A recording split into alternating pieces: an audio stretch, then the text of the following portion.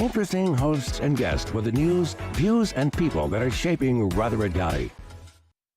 The Good Neighbor Network, FM 101.9 and AM 1450 Murfreesboro, FM 100.5 Smyrna, and online at WGNSradio.com. This is the Roundtable. A look at the news, views, politics, and people that are shaping Rutherford County.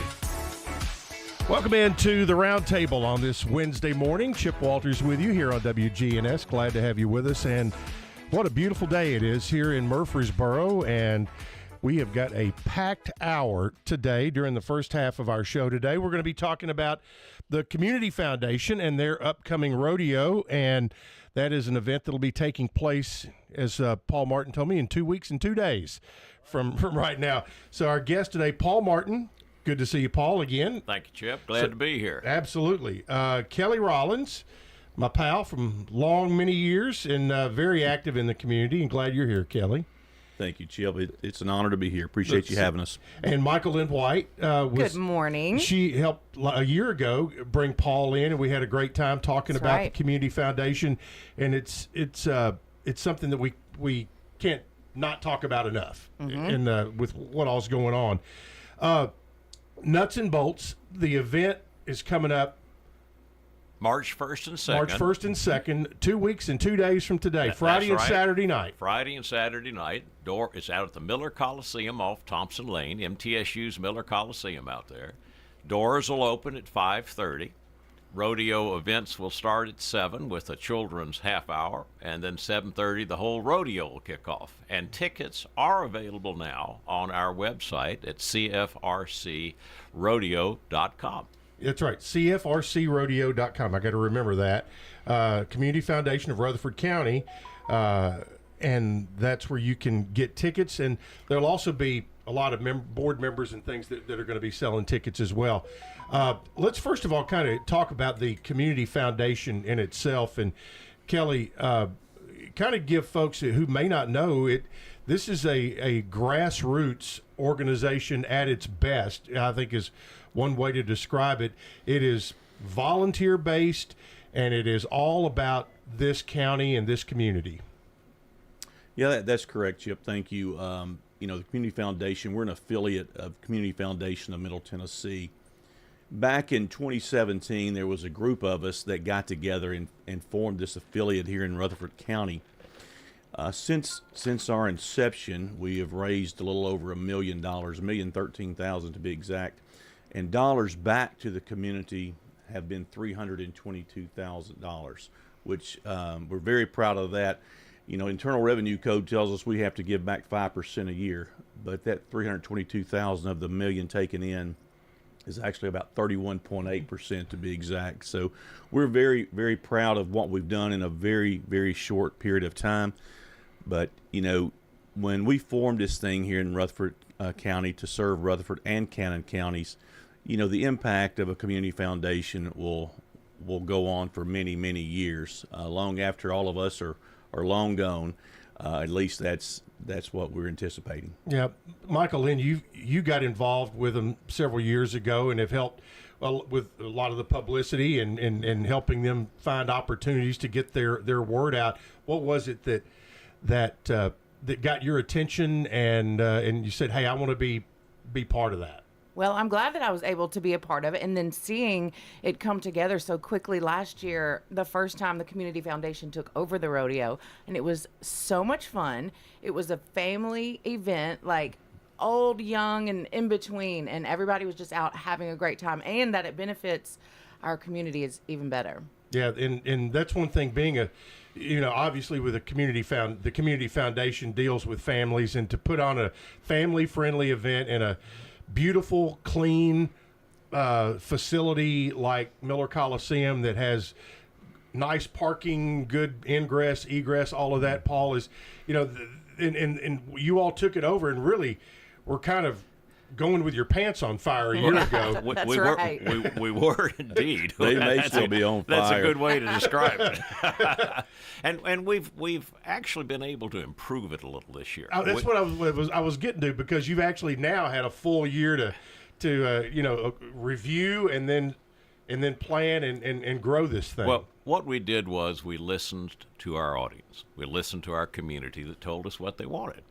So this year we're going to have about 15 food trucks where we had about 5 last year. We're going to have more than a dozen individual non-food type of vendors that let you really get into the rodeo feeling. And because it is kid-friendly and because it's it's family-oriented, there's something for everybody when they come out.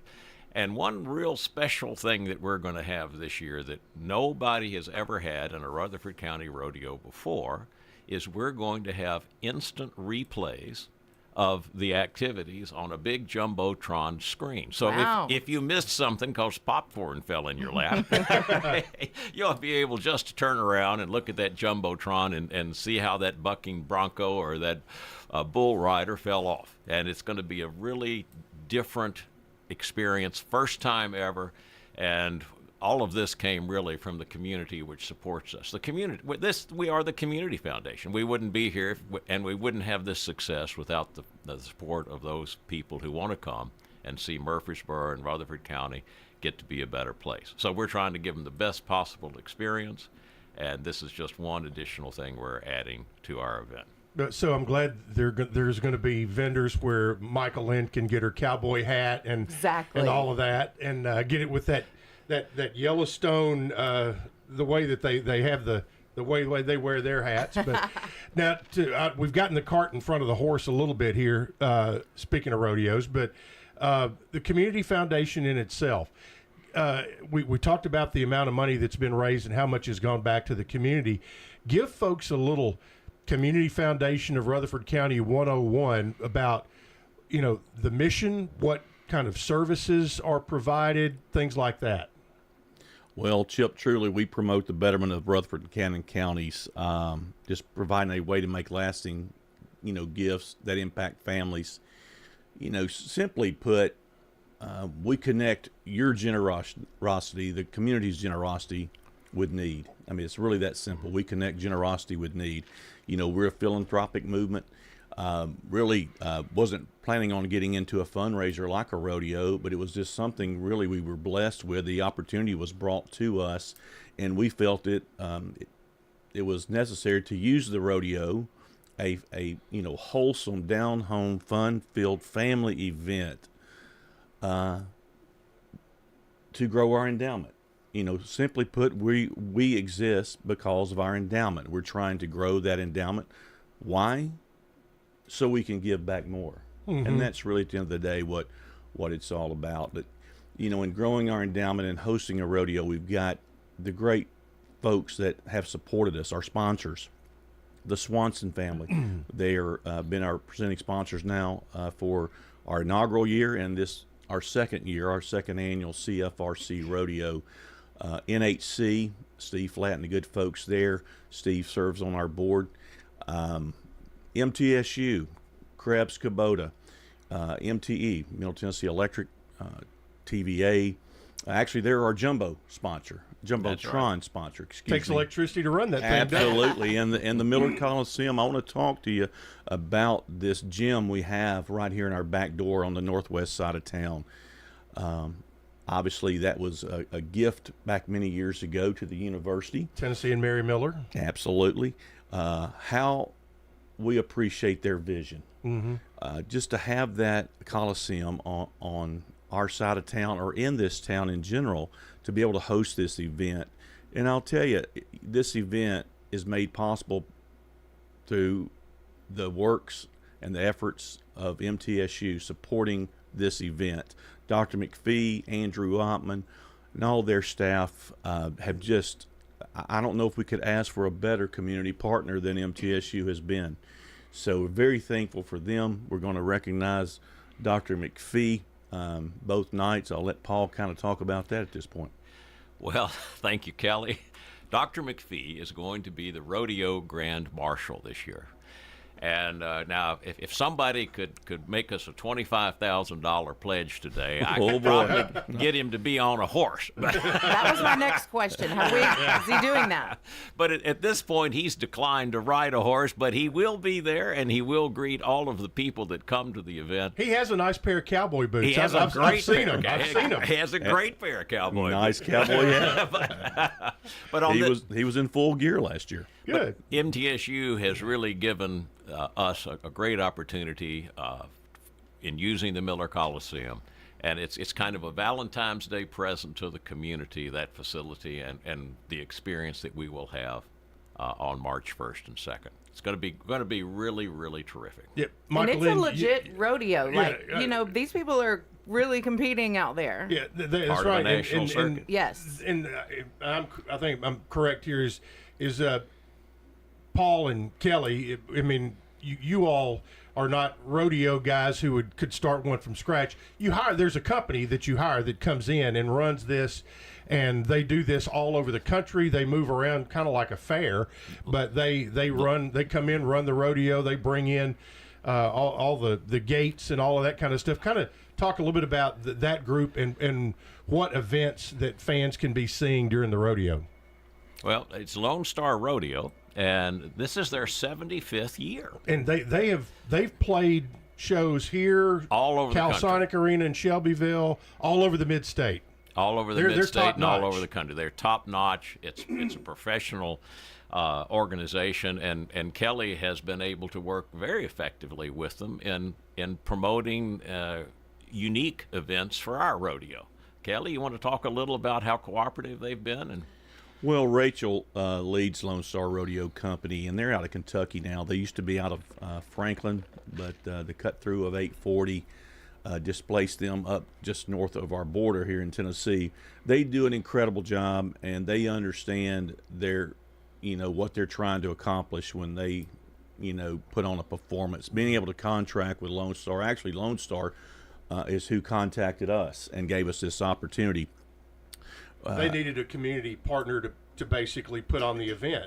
They felt there was That's a correct. need that they had an opportunity to come into this market, put on a good show, and needed that community partner, and the community foundation is perfect. You think of a big fight in a rink somewhere where the two guys are squaring off. Everything needs a promoter. So when it comes to this rodeo, we're kind of the promoter of the rodeo. And I tell people that we handle everything inside or outside of the rails. They handle everything on the inside of the rails, right. and that includes signing up all the participants, and they're like somewhat of their own fair. They raise all this and keep all this livestock on their 600-acre farm up in Kentucky, and they move around. And the guy that serves as a rodeo during the event is maybe a marketing guy for them during the week, or maybe he's the guy that's feeding the livestock every day. So they have multiple roles. It's a family-run business, the Folks family. And they've been, like Paul said, this is their 75th year. So anyone in business, to be around 75 years, you're doing something right. And we're just so honored to have them doing our performances. It's our job to make sure we get everybody there. Yep. Michael, and you were had you ever been to a rodeo before you went last year? I'm from Mississippi. Of course, I've been to rodeos. I had a shirt on last year that said "Not my first rodeo." Oh, okay. Okay, kind of give from a fan's perspective the walkthrough in the building of what it was like and what they can expect when they get there. I knew that they had been working really hard, and so when I got there that night and I saw all these people decked out in their rodeo gear, all the kids, teenagers hanging out with other teenagers, I thought, wow, this is something really cool and special. Yeah. I had a blast. But that's good. Kelly? Well, happy Valentine's Day to everyone out there, and to my wife if she's listening. Paul asked me to come up with a little promotion during this segment, so I try not to disappoint Paul. But our promotion code, if you want to go to CFRCrodeo.com, CFRCrodeo.com, CFRCrodeo.com. Almost said radio since I'm sitting here on the There you radio, go. but it's rodeo, folks. CFRCrodeo.com. And if you'll put in the promotion code, let me make sure I get this right, WGNS24. WGNS24. And that'll give you $5 off of an adult ticket. $5 off an adult ticket. WGNS24. Entered as a promotion code. We'll give you a ticket. The first 50 will get that discount, and maybe a few more after, who knows. But if you're out there listening this morning, we ask you to go to that website and go ahead and purchase your tickets now. I can tell you, Paul, we're expecting a sellout. I mean, there's Yes, no sir. doubt. There's Yes, no sir. doubt. So get your tickets now. Don't wait. Don't hesitate. Let's do it. So. Yeah, and happy Valentine's Day from the Community Foundation. Absolutely. And Absolutely. also from WGNS. Yeah, CFRCrodeo.com, the promo code for buying your tickets. WGNS24, you get $5 off that adult ticket. And they're going to have everything from steer roping to bronc riding, and there will be bulls. They'll have bull even riding. bull riding. That's right. And one thing that we didn't touch on that Michael Lynn told me about that she appreciated last year, at 7 o'clock, it's a children's event, and there's even a contest for the best children's costume. And they get to go down on the actual floor of the rodeo and it really experience what it's like to be in the center of the center ring. And the kids love it. The kids have a great time. And the parents get a break for 10 minutes. So, That's right, and so that'll be a lot of fun. If you go onto the website, and Kelly mentioned a lot of the sponsors, the corporate sponsors that are going to be taking part, and we always in events like this, they do it out of the goodness of their hearts, and obviously there's some things that promotional activities that come back to them, but they do this because they believe in what the Community Foundation is all about. So if you see a flyer or you go on the website and you see that list of sponsors that are helping this, take part, next time you're in their business, let them know that you saw that. Let them know that it made a difference and that your family enjoyed it and that you're proud of what they're doing for the community. Amen. And because all of our sponsors do this from the goodness of They their don't heart. have to do They that. don't have to do it. And the board and all of the Community Foundation of Rutherford County, we're a zero overhead organization.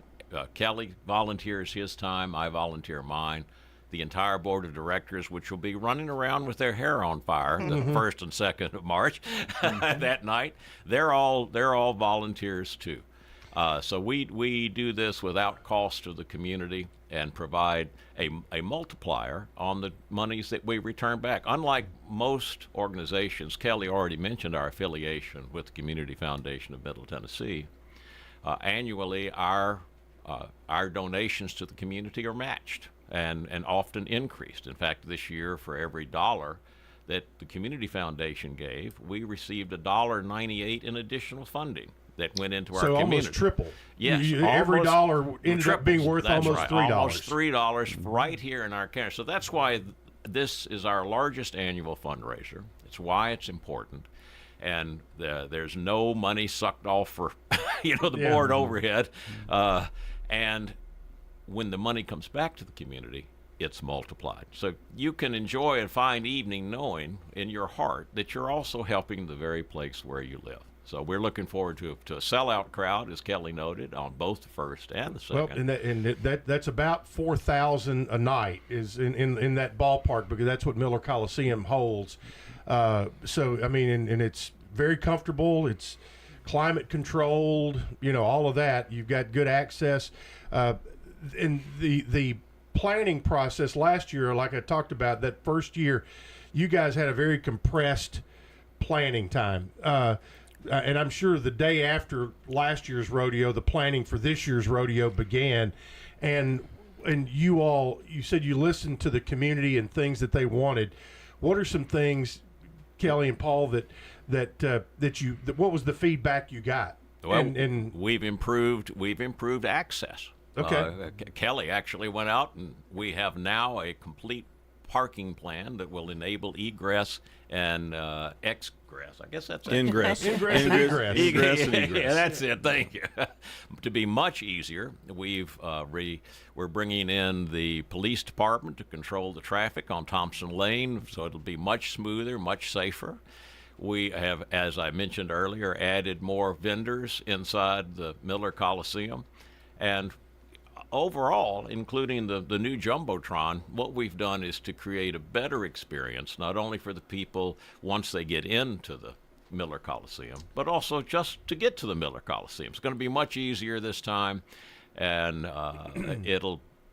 When you do have a sellout crowd, you've got to pay attention to your customers, and that's what we've done. It's customer-oriented event. Kelly, we I think as we can either thank or blame the NFL, the NHL, because they have raised the expectations of what people have when they go out to an event. I mean, it has trickled down.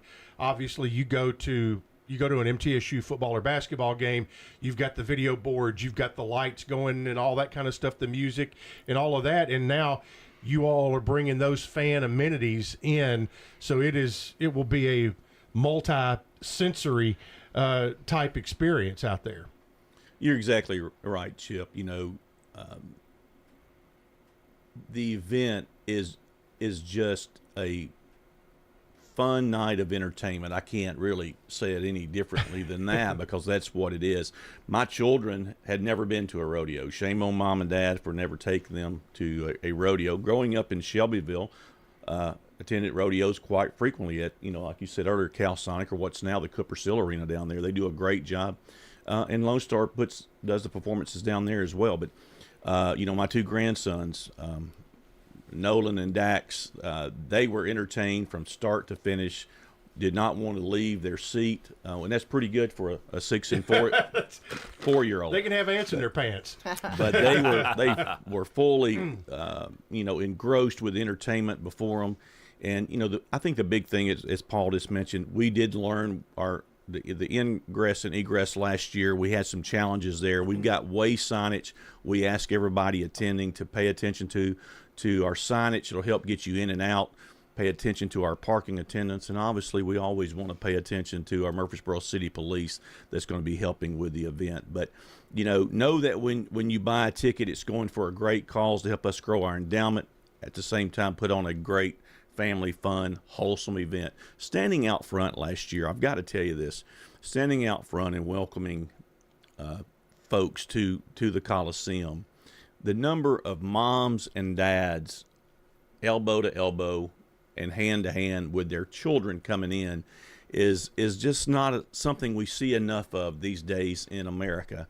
But I think that the rodeo really gives the family a great outing for the night, and it doesn't break the bank. I think it probably costs you more to take your family to the movies and get popcorn than it would to bring them to the rodeo. And it's just a great event. From a community foundation standpoint, being a part of making this decision to bring this rodeo in, it's one we really had some hesitation on up front when this was brought to us. But, we didn't know anything about hosting or promoting a rodeo, but it's just another sign that, if you go all in, and anybody knows me, and I think Paul, when I commit to something, I'm all in. And to go all in, not knowing anything about it, it's truly been almost, if not a miracle from God, just going all in on something and Him blessing our efforts. So again, our point here is to grow our endowment. The tickets that you purchase, provide the funds for that, and there is no charge for parking. Free parking. Free parking. That's okay. right. Now the shows start at what time on Friday and Saturday, March 1st and 2nd? Gate opens at 5:30. Show starts at 7 with the kids half hour, and then at the end of that, the rodeo itself starts. And it's about a 2-hour. Oh show. No, it'll run to 10. It'll run to 10 okay. o'clock or 2.5, 3 That's hours. right. It's a big show. Yeah, our goal is to try to be finished by 10 o'clock. But last year, one of the nights it finished 9:45, and the second night just a little past 10. But our goal is to get everybody in and back home safely. Obviously, our tickets are $25 for adult. That's That's ages 13 and up. From ages 6 and under are free, but you do need a ticket. If you go on cfrcrodeo.com, tickets are free for 6 and under, but you will need to have a ticket. Because you want to know how many are going to be there. Absolutely. We have to. Michael, Lynn, do you remember what the promo code is? WGNS 24. There you go. That'll get you $5 off your tickets. Tickets ages 7 to 12 are $10. There you go. 7 to 12.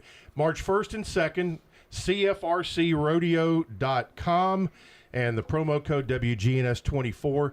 It's coming up March 1st and 2nd, the Community Foundation Rodeo out at Miller Coliseum.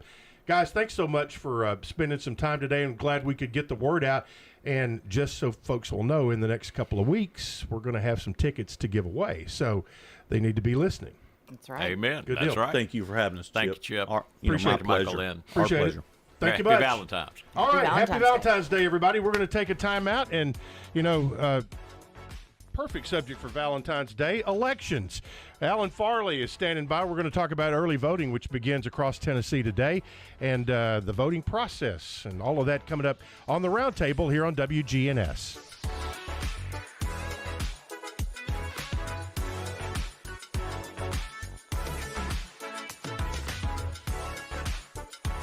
Hey guys, if you notice a lack of energy, motivation, and drive, it could be low T. Be sure to schedule your health assessment at Low T Center. They offer the convenience of physician-monitored, self-inject at-home testosterone treatments with an average payment of $150 a month, cash pay, including labs and medication. If you don't live near a Low T Center or just need the convenience of at-home treatment, Low T Center makes it easy, shipping treatments directly to you. Go to lowtcenter.com now to book your appointment online. Low T Center, reinventing men's healthcare. This is Stan Vaught. I'm a lot like you, a husband, father, farmer, auctioneer, and community supporter. I'm now a candidate for school board. In the last cases, Walter Hill, Milton, Leanna, Oakland, and Siegel communities. I believe in community schools, vocational education, and getting education back to the basics. I'd appreciate your support for school board. Early voting is February 14th through 26th. Election Day is March 5th, paid for by Stan Vaught for School Board, Stan Vaught Treasurer.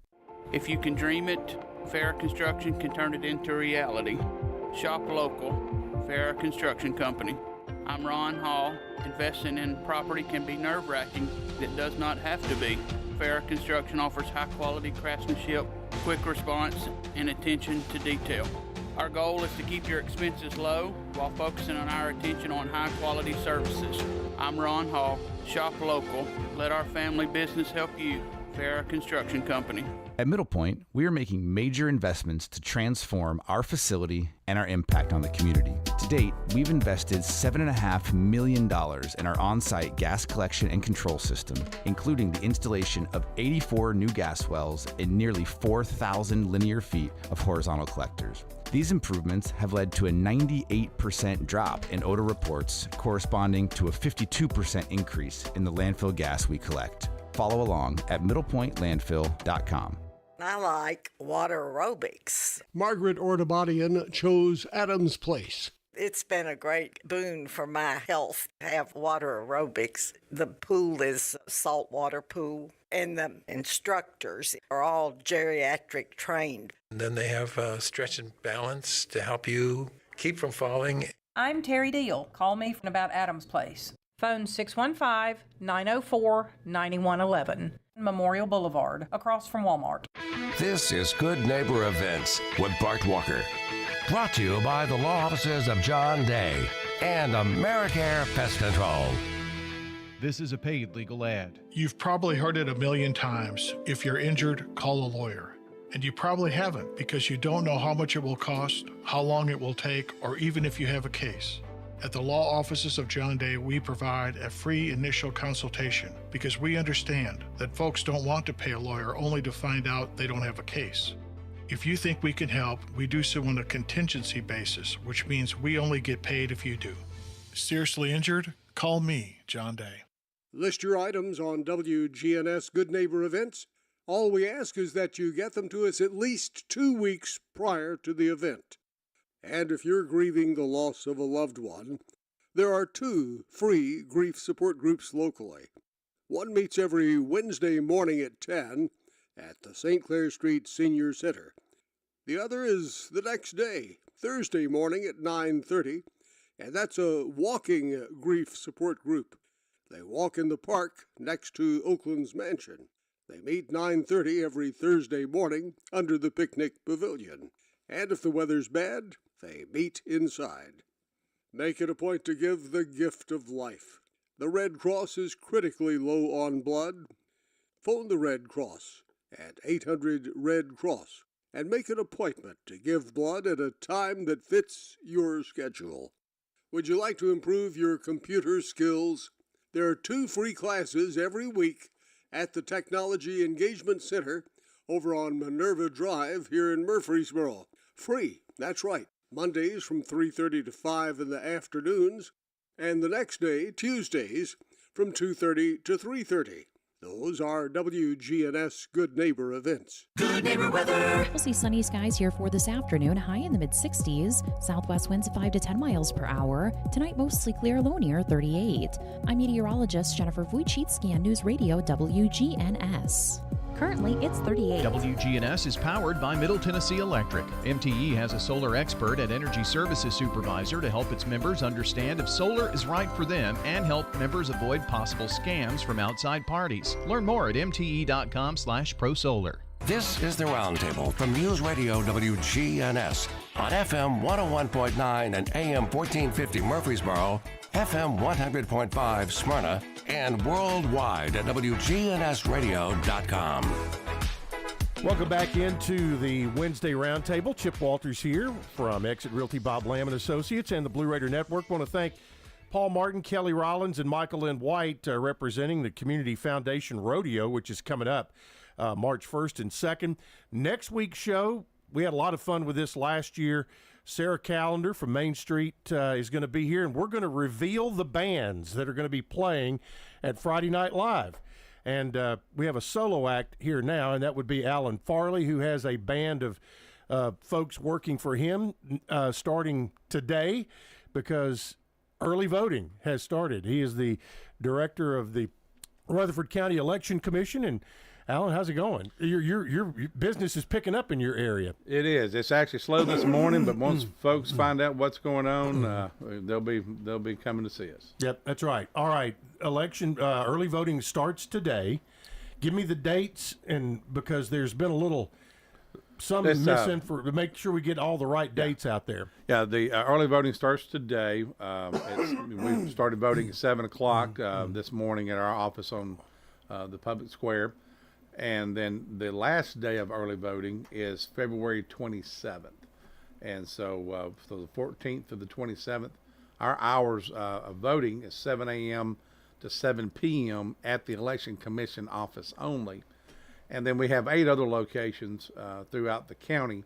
Those hours are from 10 a.m. to 6 p.m. Monday through Friday. And then all locations are Saturday, 8 to noon. Okay. And so you've got basically 12 days to vote, isn't that right? 11 or 12 out of that 13-day period. 2 Sundays. There's 2 Sundays. Okay, so there's 11 days, 11 days that you can actually go in. And we've talked about this before, but I think it's something that our community and our county can be very proud of, is that it doesn't matter which location you go to, you can vote. Correct, and it's always been that way for early voting. Right. But Election Day, which will be March the 5th, it is. We have vote centers, so it's just like, it's the same format that we use for early voting, and so you can go to any location. So it's a matter of convenience, because I know back in before we changed to this, people would literally drive by one voting location to go to their assigned location. Back, even my parents back years ago. They would have to go by Mitchell Nielsen Elementary to get to Central, at that time, Central Middle School. I would drive by. I live right across from Black Fox School, and I would have to go by Black Fox to get to Mitchell Nielsen. Yeah, and so it's one of those. It's one of those situations because there's a line, there has to be those precinct lines, and somebody has to be on, that line. And we had some folks out in Walter Hill. They were literally, they could throw a rock and hit Wilson Elementary, but they had to come all the way into Leanna to vote. And that takes all that away. So you never show up at the wrong location.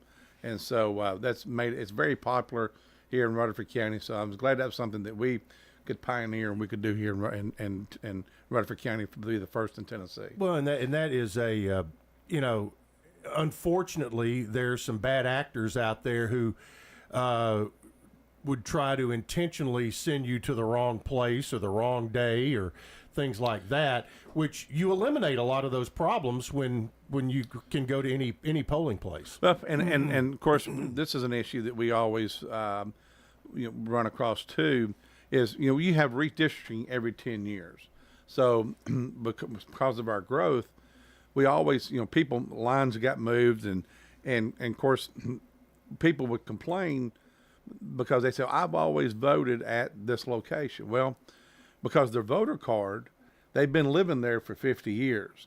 Their address has never changed. So every time that they got a new card showing their new location, they just throw it away because nothing's changed. I've not moved, but that assigned polling location would change. So that has gone away because the precinct, your precinct, the people that you can vote for, that changes because that's what the districts and the precincts are set up for.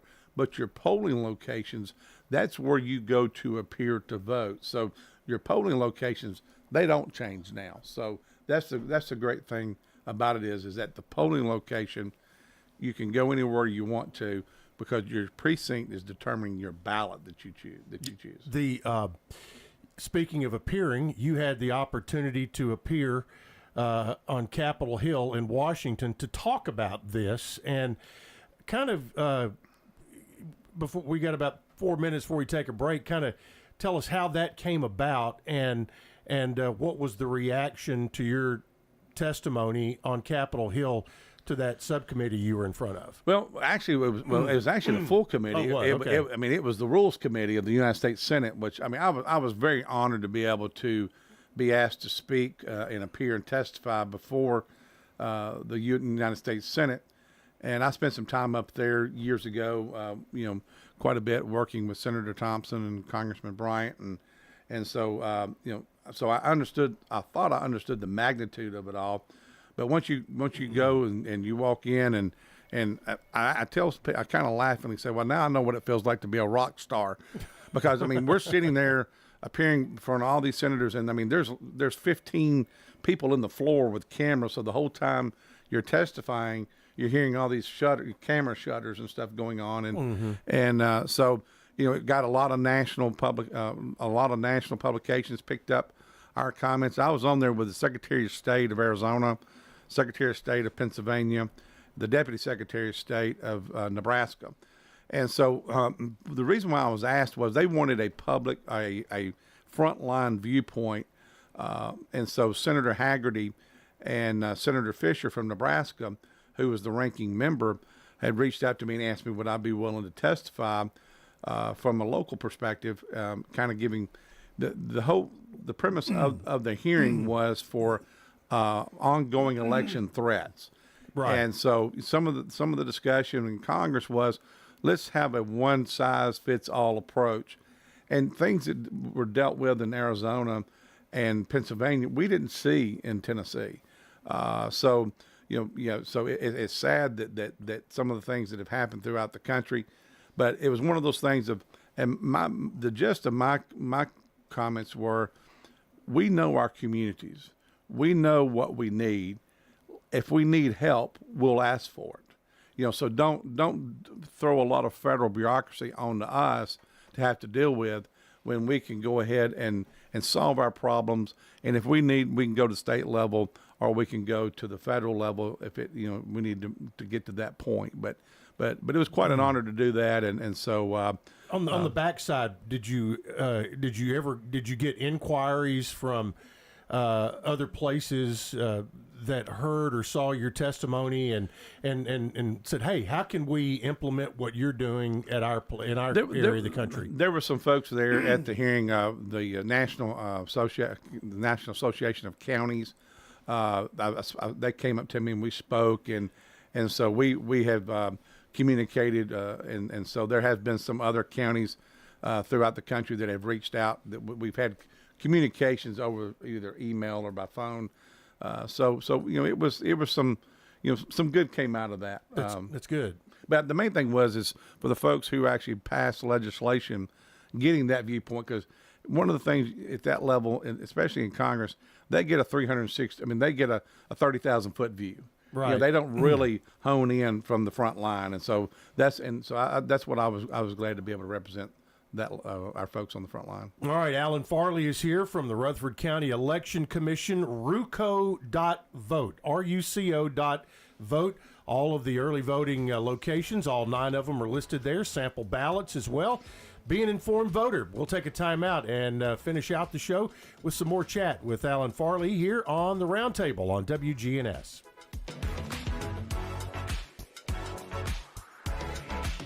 Hi, this is Chip Walters with Exit Realty Bob Lamb & Associates. You might know me as the voice of the Blue Raiders, but I want to be your trusted advisor in real estate. Whether you're buying or selling, it's time to choose Chip. Do you have a growing family and need to upsize? Are you an empty nester now and need to downsize? Are you thinking of selling your current home but just worried you can't find something else? Well, it's time to choose Chip. I'm looking to be your trusted advisor in real estate. I'm Chip Walters with Exit Realty Bob Lamb & Associates. Getting the kids to practice on time. Remembering if it's your day to bring snacks. Making it to the game with a clean jersey. Why are simple things sometimes so complicated? Thankfully, with Auto Owners, insurance doesn't have to be one of them. Auto Owners works with independent agents who answer when you call, so you can worry about more important things, like whether your kid is going to run toward first or third base. That's simple human sense. Rayburn Insurance in Smyrna. Come see me, Rick Hall, at Rayburn Insurance in downtown Smyrna today. Online at rayburn.net. Here at Bud's Tire, we make buying Michelin tires simpler. I'm Allison Mitchell with Bud's Tire Pros. We offer a straightforward approach to service, including nationwide warranties with every purchase. Stop in today to see our full lineup of Michelin and BF Goodrich tires. For whatever you drive, Michelin and BF Goodrich have a tire to fit any need. Bud's Tire Pros, hassle-free, guaranteed. We're located on East Main Street, exactly 3 miles from the town square, 1 mile past Rutherford Boulevard. Visit us online at budstireprostn.com. It's a critical time in education, and we need experience on the Rutherford County School Board. That's why we need to elect Butch Vaughn to the school board in Zone 6. He brings experience as a public educator from his years in the classroom and as a coach to being principal at Central and Blackman Middle and Oakland High Schools. Butch Vaughn has also been in private education as the former headmaster at PCA. Experience counts, especially now. That's why we need Butch Vaughn on the Rutherford County School Board. Paid for by Butch Vaughn for School Board. Prior Manning, Treasurer. Landfills are complex, dynamic, and ever-evolving environments. Our operators start from the ground up. Middle Point is a modern facility constructed with a highly engineered liner system that meets every safety and regulatory standard in the book. We're the subject of multiple at-random inspections, have active air quality, groundwater, stormwater, and solid waste permits, and are compliant with all local, state, and federal regulations. Learn more at middlepointlandfill.com. For public services, we are sustainability in action. This is the Roundtable from News Radio WGNS on FM 101.9 and AM 1450 Murfreesboro, FM 100.5 Smyrna, and worldwide at WGNSradio.com. Welcome back into the Wednesday Roundtable, and if you miss any part of this show, whether it's about the Community Foundation Rodeo or about what's going on at the Election Commission, you can always go to the podcast section of WGNSradio.com and look it up there. Alan Farley from the Rutherford County Election Commission is here. Early voting begins today, and will go through the 27th of February. And, you know, since Tennessee moved its primary up, it almost sneaks up on you. It really does. Of course, the interesting thing about the PPP, what we call it, the Presidential Preference Primary, is that, typically in your elections, 2/3 of your people vote early. And so, but now the PPP is different because 1/3 of your people vote early and 2/3 vote on Election Day, because a lot of people are waiting to see what happens in New Hampshire and Iowa, South Carolina, and kind of the field, because everybody wants, because we've already started voting in middle of February. Well, you've already had Iowa and New Hampshire, but then typically, South Carolina is where the biggest drop off is. But But this has been a unique cycle to where basically everybody's kind of out of the field. So you've got the president who's on the Democrat ballot, then you've got the former president who's on the Republican ballot, and then you've got Governor Haley or Ambassador Haley who's still on there. So but the rest of the field, there's 10 people on the Republican ballot, but there's only 2 that are actively campaigning. Wow. So and now for voters who go in, registration's too late for the primary, correct? Correct. Voter registration ended on February the 5th. That was the last day to register. But you can register now for the general in the fall. And August 1st will be the county general, state and federal primary, and then November, which is the big presidential, the grand poobah. As an election business, they'll call it. That's our Super Bowl. In November, that'll be the biggest turnout, and it's always the biggest turnout in the history of the county. What all's on the ballot on the primary? Well, this March ballot, you have the countywide races that we have on the Republican side. On the Democrat side, you have the presidential ballot, and then you have one school board candidate in the school board zone. I can't, but it's districts 4, 6, and 7. I can't remember the actual zone number. And then on the Republican side, you do have the assessor of property primary, which is incumbent Rob Mitchell facing challenger Virgil Gammon. And then you have the road superintendent, which Greg Brooks, which is our incumbent road superintendent, is unopposed. And so that's countywide. And then 3 of our commission districts actually form a school board zone. So there's 4 members of the school board that are up. So you've got parts of districts 4, 6, and 7 actually have two candidates running. Caleb Tidwell, which is the incumbent, is running against Tim Holden, the challenger. And then they will face Tiffany Fee, the Democrat nominee, in August.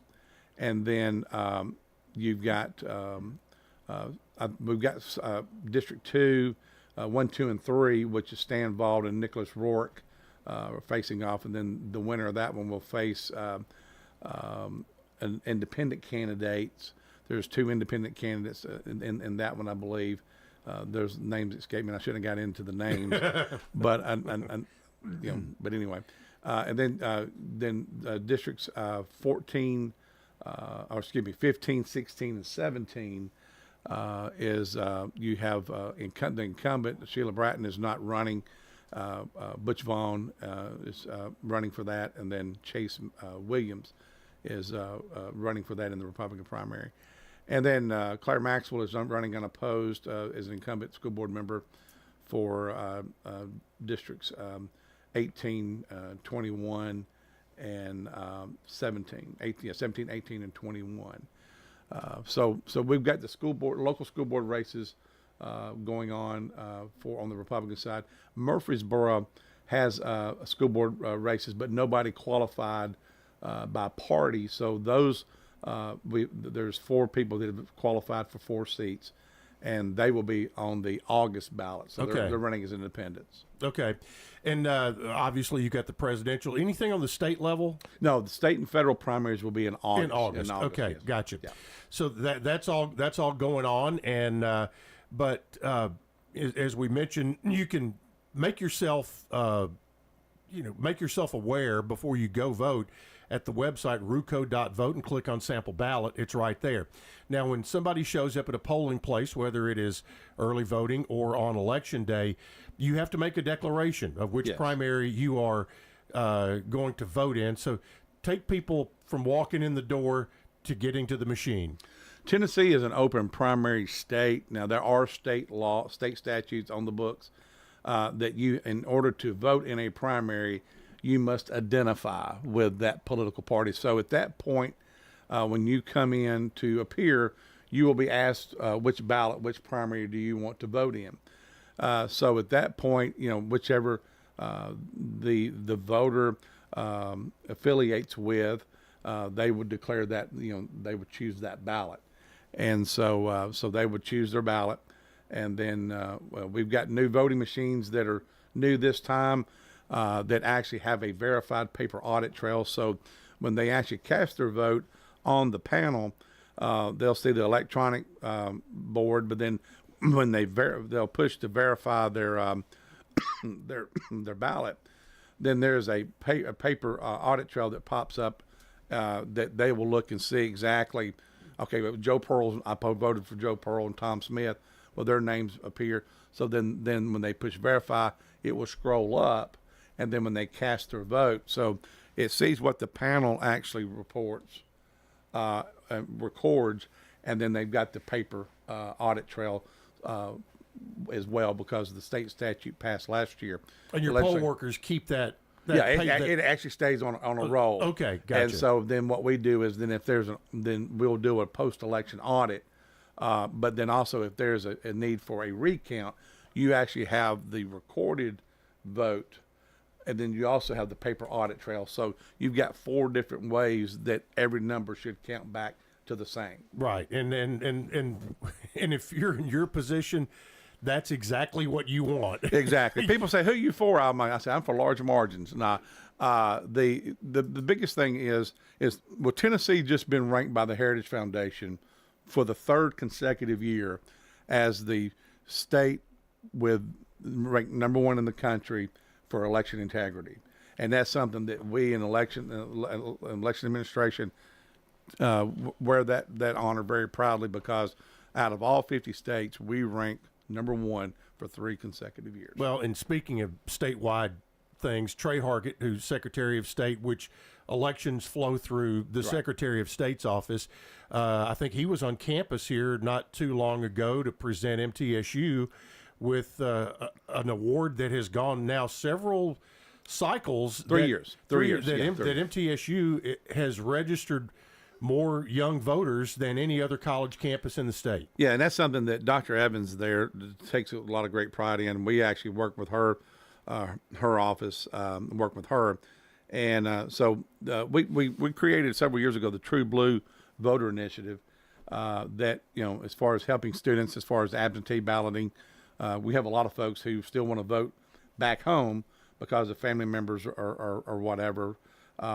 But yeah, so we do work with them. They have won for 3 consecutive years, and Secretary Hargett and myself actually went out there and presented them with the award, and Dr. McPhee had a nice luncheon for the students who were involved in that. And so it's always good to see the voter engagement from there. And I'm actually speaking at a statewide student event out there on the 23rd of February with a couple other folks from Hamilton, Shelby, and Davidson County Election Commission office. So we'll be there, talking to them about election. Speaking of that, there may be students listening right now, and if you're not registered in Rutherford County, you but are registered back in your home county. Let's say you're from, Crossville or somewhere. Yes. You've got to go back to Cumberland County to vote. Right, that, or you can request an absentee ballot by mail. What is the timetable on that? You have 90 days from the election. So basically, in December of 23 was the first day you could request a ballot. So you have 90 days before the election up until the 7th day. Now, there's some legislation that I do support that's actually, we're hoping to move that back to 10 days because people request. Just to make sure. Right, because the post office is not as efficient as it once was. Moving stuff through. I'm going to get on the post office, but the thing is that we have people, they'll wait to that 8th or 7th day, and we're mailing a ballot to California, Nevada, Arizona. I mean, it's not going to get there. You voted and get it returned back in that time frame. So they 7 days to return it. Now in Tennessee, it didn't take near as long, but what they can do is they can request to vote by mail, and their election commission office will mail them a ballot. Then they fill it out and send it back in to their home county. So, I would think just from a housekeeping standpoint, that 10-day window, that extra 3 days could mean an awful lot. Well, I mean, we get ballots all the time post-election, because and you can't do anything with it. We must receive the ballot before 7 p.m. on election day. Right. And of course, the post office is good about, they'll get mail in, and so if it's a ballot, they'll actually bring it over. They'll make multiple runs. Sometimes it's 2 or 3 ballots, sometimes it's 1 ballot. But with that, they get it to us, but then the day after, 2 days after, we'll get 10 or 15 ballots, but we can't use them. We can't count them. So, because they're not received by the deadline. All right. The starter's pistol fired off at 7 a.m. this morning. Early voting is underway at 9 different locations around Rutherford County. Alan, thanks so much. And I'm sure we will meet again up here before either August or November or sometime right in there, because I want to keep people informed. Right. And that's great, because WGNS is our main source of local news, and so I really appreciate any opportunity I get to be on this station and bring the election information to the voters. I think Brian just put that on a promo. That's going to be it for today as we'll wrap it up again. If you want rodeo tickets, cfrcrodeo.com. Use the promo code WGNS24 and you get $5 off your tickets. And coming up next week, Sarah Callender here will reveal the bands for Main Street's Friday Night Live concert series. That'll be next Wednesday right here on the Roundtable. Brian Barrett is up next, and keep it here all day on the Big G, WGNS.